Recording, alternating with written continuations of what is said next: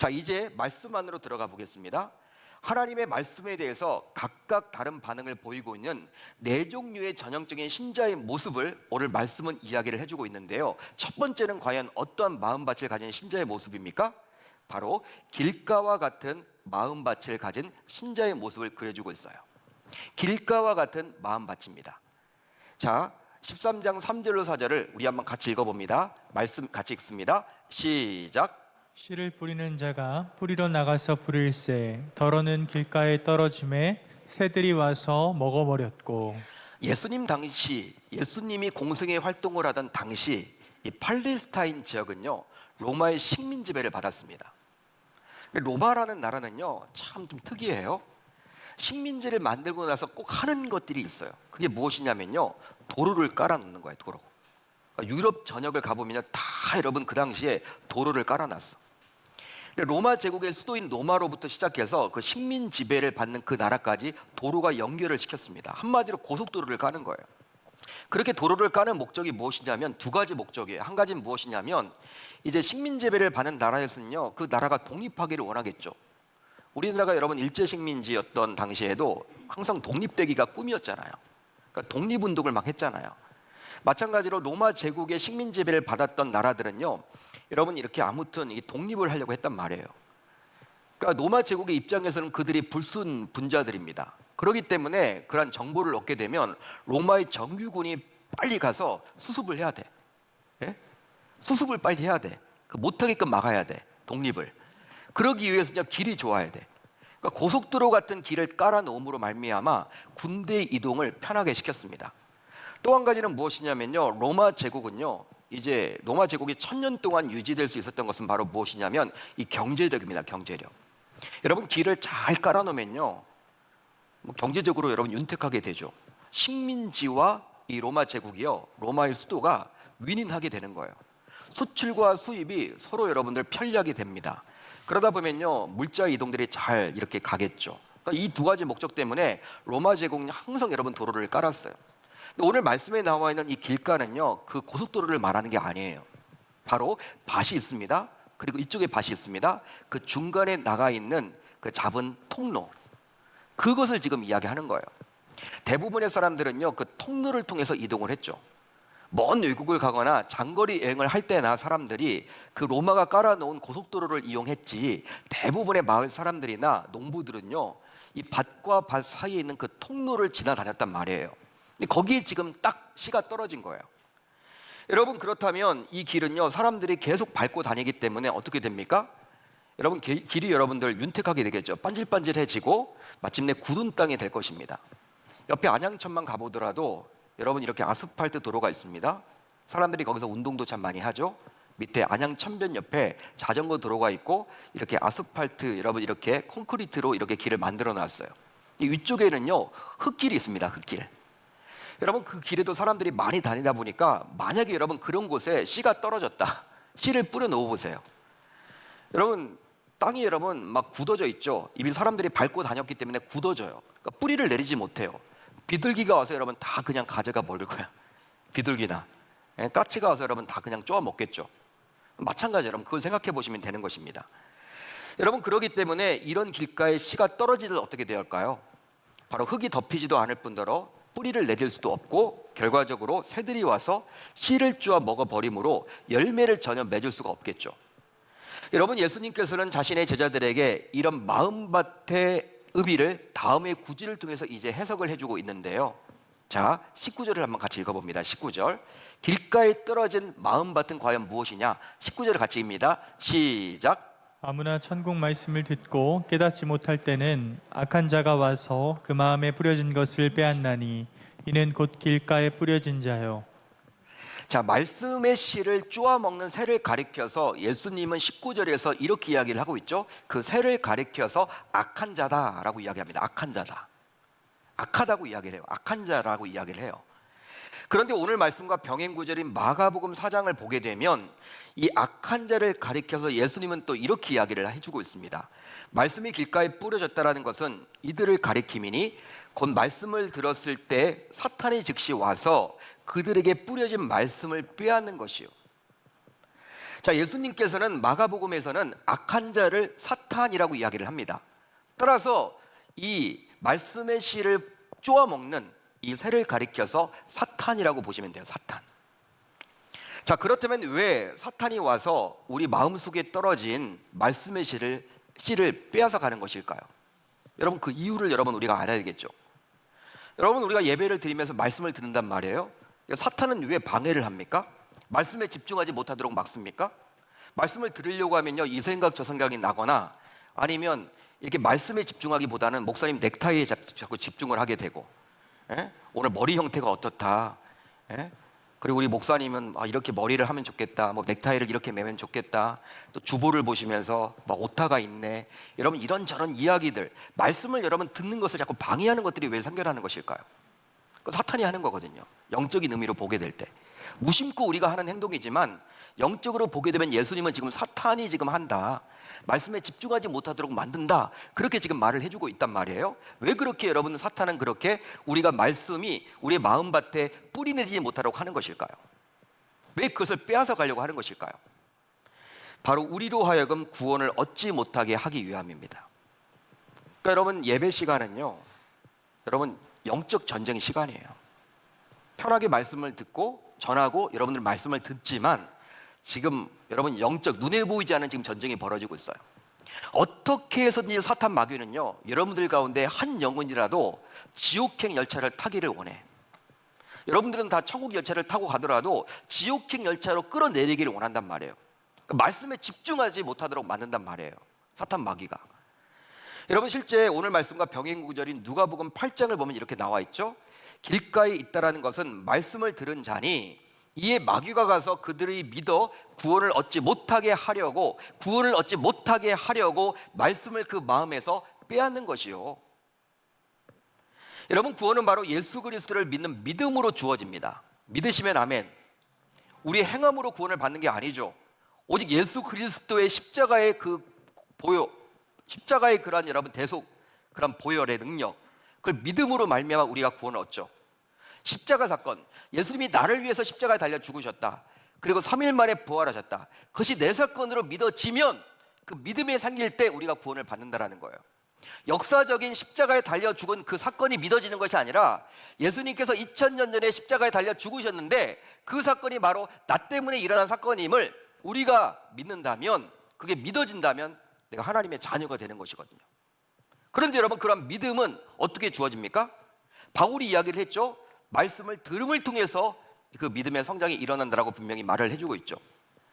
따라서 사탄이 어떻게 해서든지 말씀이 마음의 밭에 떨어지자마자 뿌리 내리지 못하게 하고자 빼앗아 가 버리는 거예요.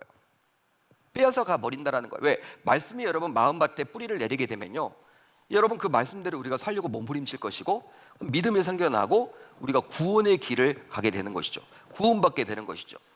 그러니까 어떻게 해서든지 사단 마귀는요, 우리들로 하여금 구원받지 못하도록 몸부림친단 말이에요. 따라서 자, 그렇다면 이런 돌밭은 어떤 마음밭을 가리키는 것일까요? 예수님은 20절에서 21절을 통해서 이 돌밭이란 것이 과연 무엇인지에 대해서 이야기를 해주고 있습니다. 돌밭에 뿌려졌다라는 것은 말씀을 듣고 즉시 기쁨으로 받되 그 속에 뿌리가 없어 잠시 견디다가 말씀으로 말미암아 환난이나 박해가 일어나는 때에는 곧 넘어지는 자요. 예수님의 해석을 보게 되면요, 말씀을 접할 때 아멘 아멘 한단 말이에요. 그러니까 말씀을 잘 들어요. 대부분의 성도들이 여기에 속하죠. 우리가 여러분 말씀 들을 때 아멘 하죠. 동의가 된다, 참 오늘 목사님 말씀이 좋다, 은혜가 된다, 아멘 아멘 한단 말이에요. 여러분, 그 말씀을 기쁨으로 받습니다. 하지만 예배당에서 나와서 삶 속에서 말씀대로 살려고 하니 물질적 손해가 뻔히 보이기나 하면요, 그 진리의 말씀에서 다시 등을 돌린다라는 거예요. 삶 속에서 내가 말씀대로 살아내려고 하니까 손해볼 것이 뻔해. 그것도 물질적으로. 야, 이래서는 안 되겠다. 다시 여러분 신앙을 그냥 버려버리는 거예요. 여러분, 신자인 우리는 오직 신앙 때문에 세상에서 손해를 입거나 아니면 박해를 당할 수도 있습니다. 실제로 말씀대로 살다 보면 손해를 입고 박해를 당할 수밖에 없어요. 왜냐하면 말씀은 이 세상에서 우리 신자들이 거룩하게 구별되어 살라라고 가르쳐 주기 때문에 말씀 붙들고 살다 보면요, 세상 사람들과는 달리 살아야 하기 때문에 세상의 관행을 여러분 이렇게 뛰어넘고 이제 말씀대로 살려고 하다 보면요, 어떨 때는 승진도 안 돼요. 잘 들으십시오. 말씀대로 살려고 하면 승진도 안 된다니까. 어떨 때는 그러니까 자녀도 여러분 잘 안 풀릴 때도 있어요. 말씀대로 살려고 하면 희한해. 눈에 보이는 것이 여러분 전부인 이 세상에 보면요, 실패자처럼 될 수도 있어요. 어떨 때는요, 아프지 않아야 될 사람이 하나님이 주시는 시험 때문에 아플 수도 있습니다. 하지만 너무나도 안타깝게도 신자들 가운데서는 세상에서 손해를 입거나 박해를 당하게 되면 그냥 신앙을 버리는 분들이 있다는 거예요. 신앙을 그냥 포기해 버린다니까요. 실제 코로나 팬데믹이 2년 이상 지속되면서 우리 신자들과 교회를 향한 세상 사람들의 그 시선이 곱지 않다라는 이유만으로 일부 신자들의 경우에는 교회를 완전히 떠나버린 분들도 있습니다. 왜? 직장에 가면요, 자꾸 물어보니까 너 신자라며, 너 교회 다녔다며, 교회는 왜 그래? 교회라는 것은 왜 이런 상황 속에서 예배 드리는 거야? 자꾸 여러분 물어보니까 귀찮죠.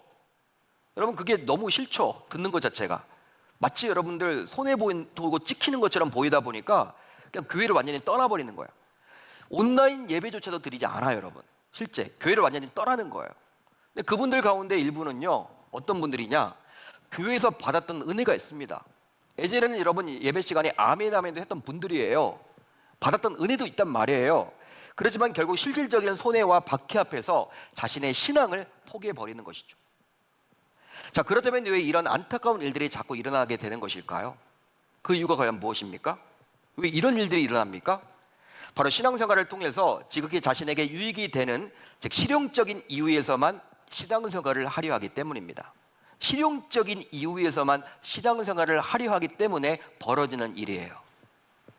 그래서일까요? 어떤 유명한 기독교 철학자는 이런 말을 남겼습니다. 어떤 말이냐? 기독교의 최대의 적은 공산주의가 아니라 실용주의다. 여러분 기독교와 공산주의는요, 상극입니다. 같이 가지 못해요. 목사라는 존재를 인정하지 않습니다.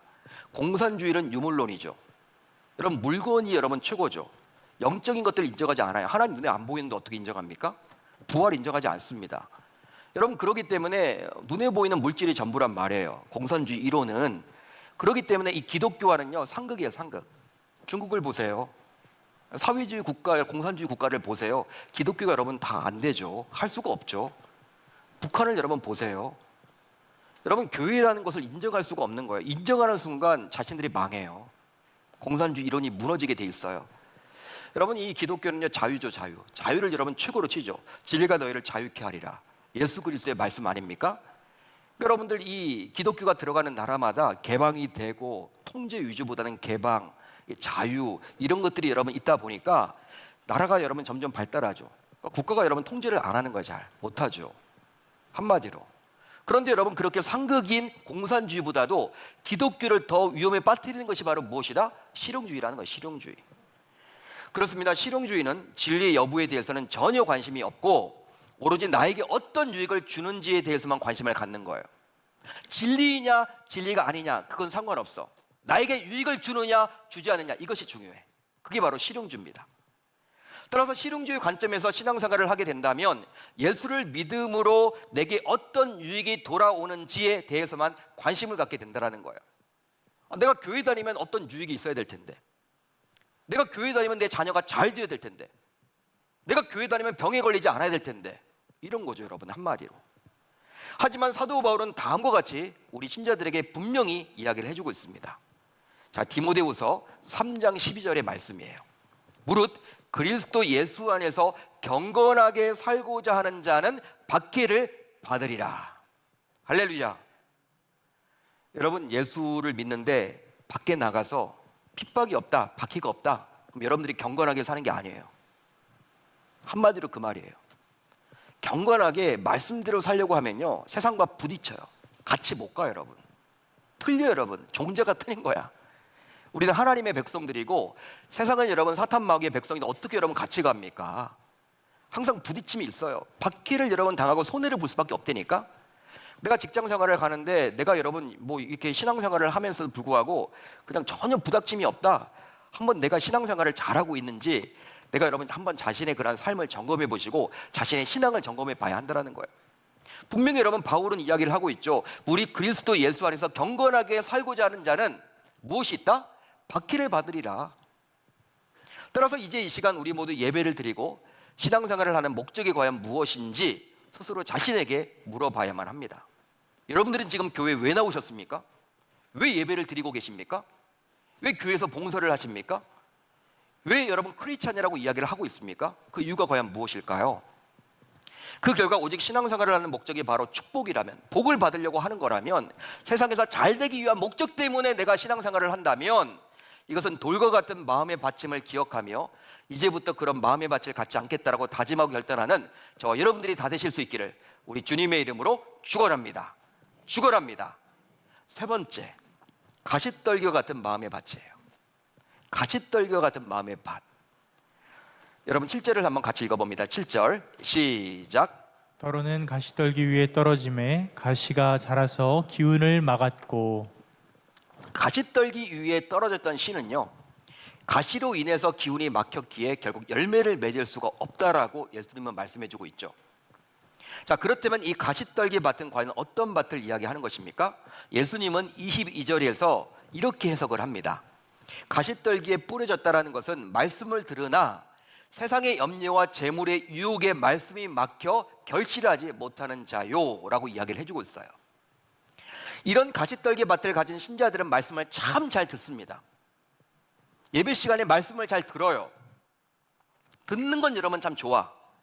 그런데 그 말씀이 잘 자라지 못하도록 막는 장애물이 있다는 거예요.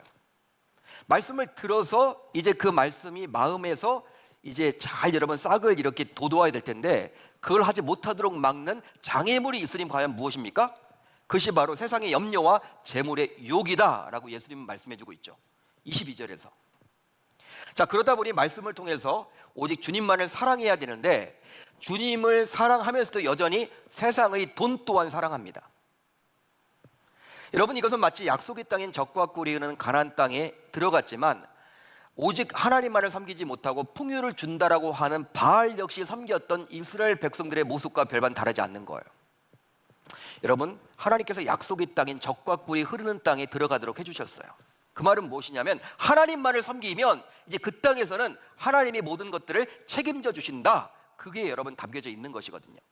하나님을 섬겨야 돼. 딱 들어가 보니까 가나안 족속들이 바알도 섬기네. 근데 그 바알이 뭐냐라고 물어보니까 비를 내려주는 신이래.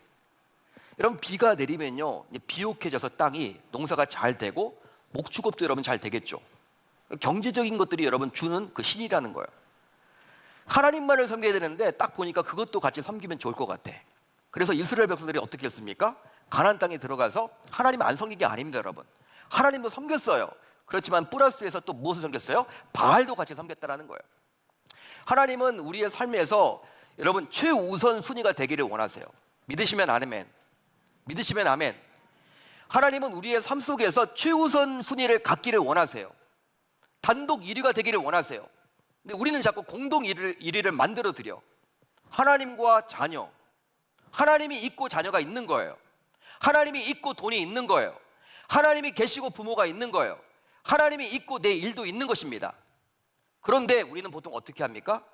하나님과 함께 자녀, 하나님과 함께 재정, 하나님과 함께 그냥 다 공동 1위를 만들어 드리는 것이죠. 여러분, 그러다 보니까 우리는 그렇게 하나님만을 높여드리지 못하고 하나님과 함께 같이 드리는 것들이 많아요. 공동 1위. 하나님은 그걸 기뻐하지 않습니다. 당시 여러분 이스라엘 백성들이나 그러기 때문에 가시떨기 마음의 밭을 가진 신자들은 하나님과 세상의 돈 모두 섬기려 하는 이중적인 신자요, 종교 생활을 하는 자들이라고 볼 수 있는 거예요.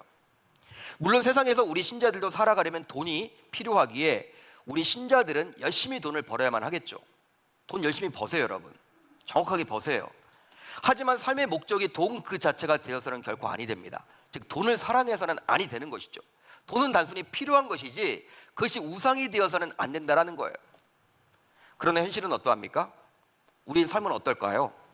마태복음 19장을 보게 되면 부자인 청년 간원이 나오는데 이 부자인 청년 간원이 예수님을 찾아왔어요. 바로 무엇 때문에 찾아왔습니까? 영생에 대해서 궁금해서, 영적인 것에 대해서 궁금해서 찾아왔어요. 하지만 재물 때문에 온전히 예수님을 따르지 못했죠.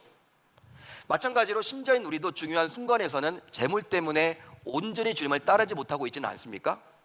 지금 말씀에 순종하며 살겠다라고 수없이 다짐하면서도 물질에 관한 주님의 말씀에는 순종보다는 자꾸 세상 사람들처럼 살아가려고 하진 않습니까? 실제로 사도 바울의 동역자였지만 결국 세상을 사랑해서 바울을 버리고 바울을 떠난 신자가 있었으니 바로 데마라는 사람이었습니다. 바울은 안타까운 마음을 담아서 다음과 같은 이야기를 해주고 있는데요, 여러분 바울의 그 안타까움을 한번 느껴보세요. 데마는 이 세상을 사랑하여 나를 버리고 데살로니가로 갔고 라고 기록이 되어 있죠. 데마는 이 세상을 사랑하여 나를 버리고 데살로니가로 갔다. 데마라는 사람이 처음부터 사도 바울을 떠났던 사람이 아니었어요. 사도 바울과 함께 교회를 여러분 개척했습니다. 사도 바울을 얼마나 잘 도왔는지 몰라. 그러던 그가 어느 날 갑자기 세상을 사랑해서 바울을 떠났다라고, 바울이 지금 하소연이 담겨져 있는 거야. 한탄이 담겨져 있는 거야. 야, 데마를 봐라. 너무나 안타깝지 않냐? 따라서 신앙생활을 하는 우리 신자들의 최우선 관점이 과연 무엇인지 우리는 항상 면밀히 살펴야 할 줄로 믿습니다. 여러분, 최우선 관점이 무엇입니까? 하나님이 되셔야 돼요. 하나님 다음에 다음 것이 있어야 되는 거야. 우리는 자꾸 공동 1등으로 만들어 드리려고 한다는 거예요. 하나님은 공동 1등을 원치 않으세요. 단독 1등을 원하십니다. 여러분들이 그렇게 사실 수 있기를 바랍니다. 마지막으로 이 부분이 중요하죠. 좋은 땅과 같은 마음의 밭입니다. 좋은 땅과 같은 마음의 밭이에요. 자, 8절을 같이 읽습니다. 시작. 더러는 좋은 땅에 떨어짐에 어떤 것은 100배, 어떤 것은 60배, 어떤 것은 30배의 결실을 하였느니라. 예수님께서는 이제 마지막으로 좋은 땅을 소개해주고 있어요. 자, 그렇다면 이 좋은 땅의 씨가 떨어지게 되면 과연 어떻게 될까요? 말씀을 보게 되면 100배, 60배, 30배의 열매를 맺게 된다라고 이야기를 하고 있죠. 여러분 놀랍지 않습니까? 100배, 60배, 30배. 자, 그러면 좋은 땅과 같은 마음의 밭은 과연 무엇일까요? 예수님의 해석을 봅시다. 예수님은 이렇게 해석을 해주고 있죠.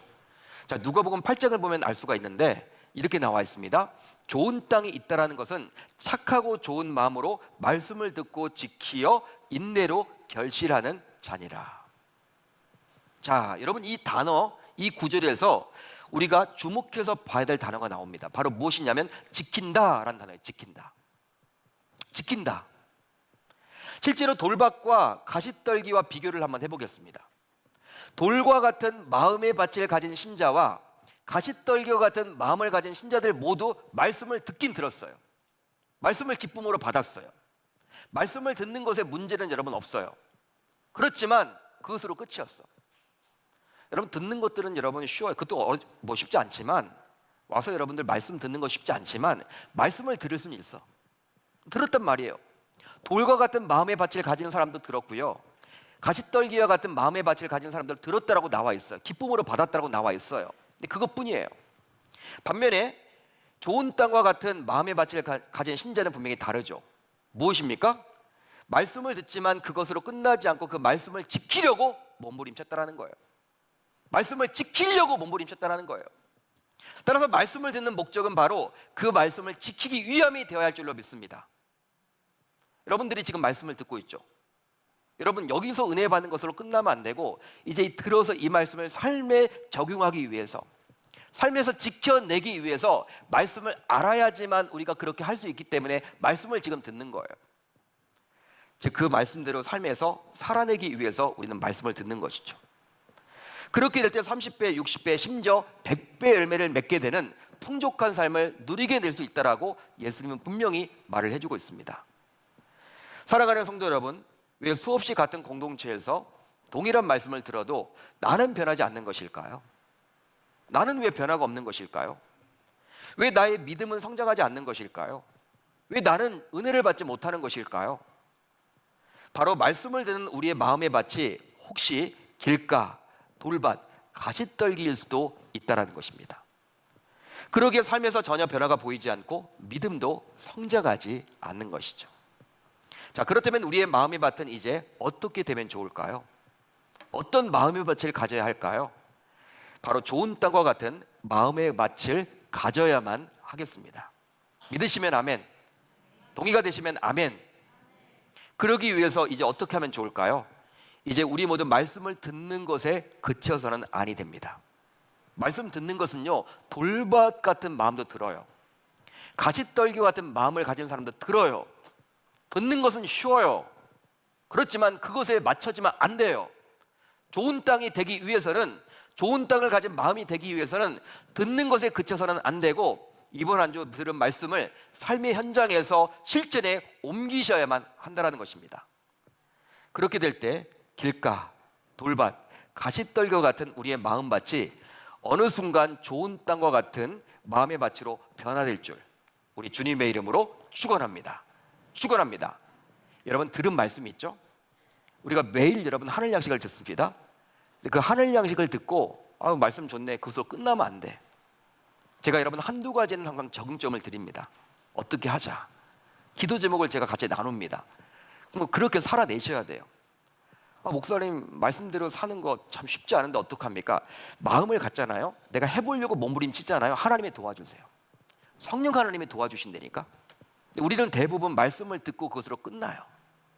이제부터 저와 여러분들 모두 듣는 것으로 맞춰지는 것이 아니라 그 말씀 붙들고 어떻게 삶에서 녹여낼 것인지를 몸부림친다면 하나님께서 우리와 함께 하심으로 진짜 말씀대로 살아내는 역사가 나타나리라 믿고, 그렇게 됨으로 말미암아 이 시대 속에서 지난 코로나 2년 동안 우리 무너졌던 모든 예배와 영성과 또한 우리의 그런 좋은 밭이었던 것들도 어느 날 갑자기 길가처럼 되어버렸고, 심지어는 돌밭처럼 되어버렸고 가시떨기처럼 되어 있더라도 다시금 우리가 하나님 앞에 나온다면 하나님께서 우리에게 은혜를 주사 이제 말씀대로 우리가 몸부림치고 순종하려고 한다면 우리가 다시금 좋은 땅으로 되리라 저는 믿습니다.